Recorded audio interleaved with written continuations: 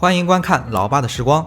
今天分享一款红丝绒的蛋糕，看上去特别好看。这个蛋糕的烘烤方法、配料也是经过了很多次的实践，也是比较适合在家庭里来做。那制作方法和戚风蛋糕一样，学会了之后戚风蛋糕也会做了。那最后讲一下这个红丝绒蛋糕上面的这个红色粉末是怎么制作的。好啦，这期的视频比较长，重点也比较多，接下来就来开始分享制作。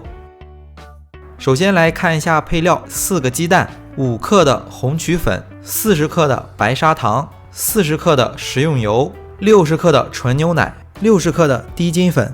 前面的步骤和做戚风蛋糕是一样的，首先把蛋清和蛋黄分离，每一步都有重点。首先这一步在选择器皿上一定要选择干净、无水、无油的器皿，选择稍微大一点的器皿，方便操作。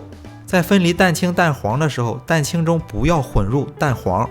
那这个配料呢，是一个8寸蛋糕的配料。那之前分享戚风蛋糕合集的时候有很多朋友留言说你这个8寸的配料不准，主要是因为这个配料根据家庭烘焙进行了更改。首先我们在家里做，我们的工具是有限的，其次用到的烤箱基本上都是家庭用的小烤箱，比起商用烤箱动辄几万、10几万的价格，我们的家用烤箱的价格只有它的零头，所以在家里做只能减少配料，保证在家里来制作受热均匀，烤出来的蛋糕中间不粘不塌陷。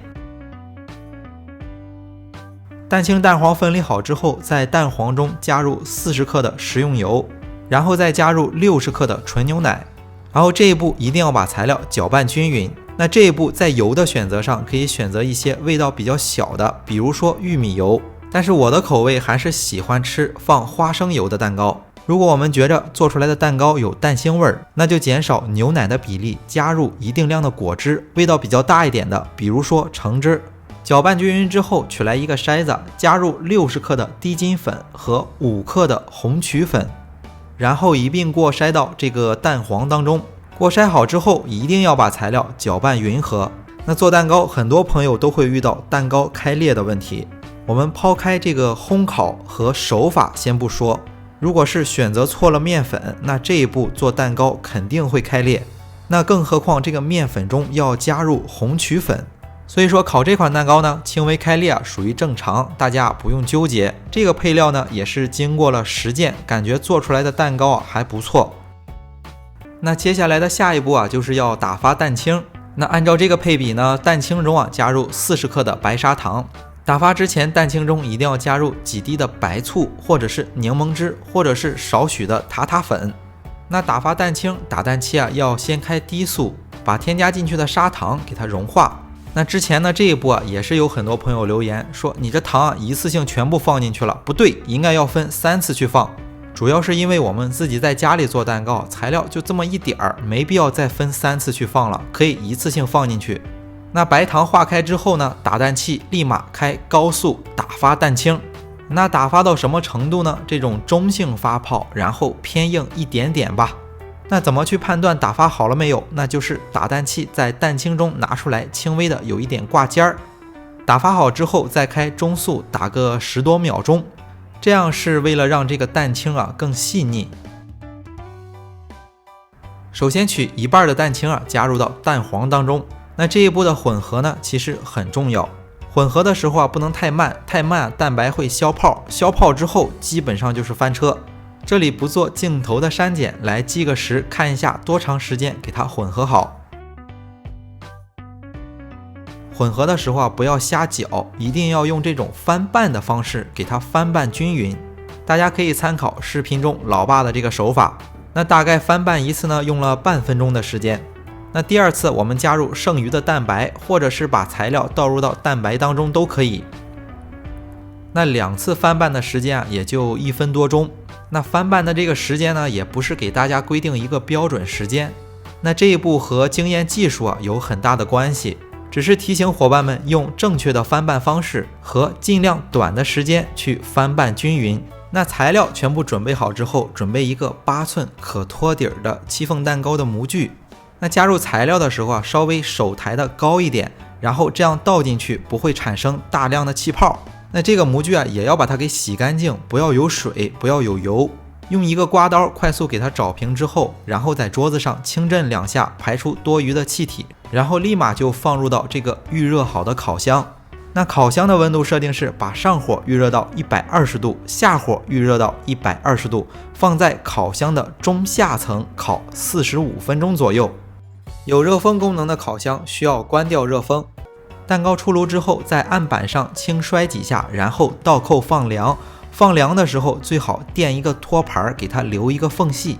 由于蛋糕对温度还是比较敏感的，如果烤出来有轻微的开裂或者是塌陷，那我们就要根据自己的烤箱进行微调了。那到这里，我们这一款红丝绒的戚风蛋糕就分享好了。蛋糕放凉之后脱模可以不需要工具，用手轻轻的把边给压开，底部的托盘也是一样的。可以看一下这款蛋糕做出来特别的暄软，这个配料和方法在家里来制作，做出这个成色已经很不错了。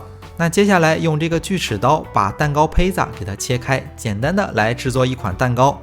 首先准备少许的淡奶油，大概300克，根据自己的口味加入适量的糖，视频中是加入了20克的白砂糖。在家里来做这一步就比较简单了，不会打发淡奶油的伙伴可以把它打发的稍微硬一点，做不了太复杂的样式，简单的一点都不影响。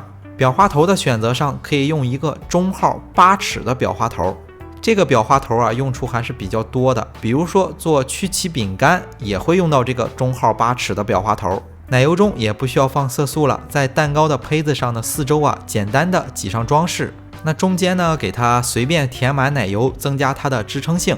那用同样的方法把3层都给叠起来。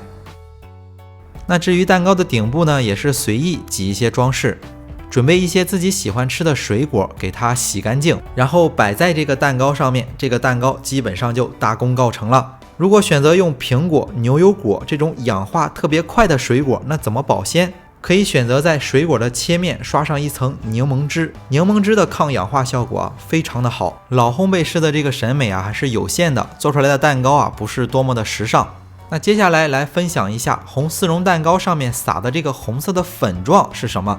其实这个为什么很少有视频去讲，其实就是把这个红丝绒蛋糕给它风干捏碎撒在上面，就像面包糠差不多。那大多呢会选用做蛋糕剩余的一些边角料，没有边角料就准备一块蛋糕，用手给它撕碎，那放在烤箱里用80度的低温给它烘干。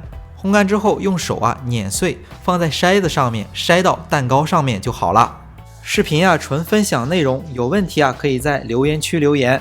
当然有很多朋友也会问到用到什么品牌的工具，这个问题可以私信我，因为不想在留言区出现太多的品牌，感觉这样不太好。做一期视频不容易，如果大家喜欢老爸做的美食，一定要帮忙关注点个赞，谢谢大家。为了方便大家去记视频中所需要的材料和时间点也备注在视频下方的备注栏。